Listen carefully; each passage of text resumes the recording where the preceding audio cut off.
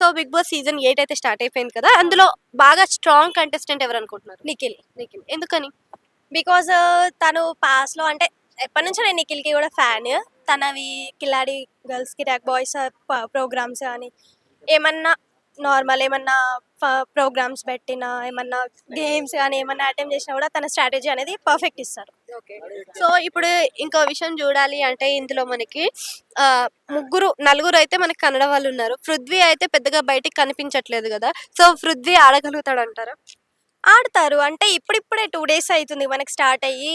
ఎవరు వాళ్ళ స్ట్రాటజీ అనేది అప్పుడే చూయించుకోవాలి. పక్క వాళ్ళ స్ట్రాటజీ చూసిన తర్వాతనే మన స్ట్రాటజీ మనం బయట పెట్టుకుంటాం. అంటే సో, వెయిటింగ్. ఇప్పుడు ఇక్కడ నాగమణి కంటని కార్నర్ చేస్తున్నారు అని అంటున్నారు కదా! అవును. అంటే తనని ఫస్ట్ టైమ్ అంటే మొన్న అనిల్ రావిపూడి గారొచ్చారు గాబట్టి, తనేంటంటే నేనొచ్చినప్పుడు నామినేషన్స్ తీసుకుంటా అన్నప్పుడు, అంటే నాకు గూడా అర్థం గాలేదు.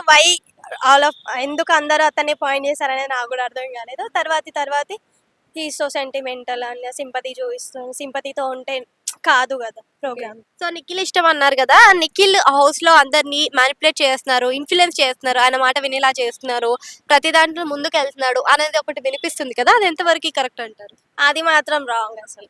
అందరిని మ్యానిపులేట్ చేయడం అనేది ఈజీగా మ్యానిపులేట్ అయితే ఎవరు అవ్వరు. అంతమంది హౌస్‌లో 40 మెంబర్స్ కంటెస్టెంట్స్ ఉండంగా ఈజీగా ఎవరు మ్యానిపులేట్ అవ్వరు. ఓకే. నామినేషన్స్‌లో ఈసారి ఎవరెవరు వెళ్తారనుకుంటున్నారు? నాగమణి కంట అనుకుంటున్నా. అండ్ ఇంకెవరున్నారు లాస్ట్‌లో అంటే బేబక్క, నాగమణి కంట. బేబక్క తన ట్రైయింగ్ చేస్తుంది. నాగమణి కంట ఇంకా ఏం పెట్టలేదు. ముందుకు తెలుస్తది. ఎవరెంత ఎఫర్ట్స్ పెడుతున్నారని నామినేషన్స్‌లో తెలుస్తది.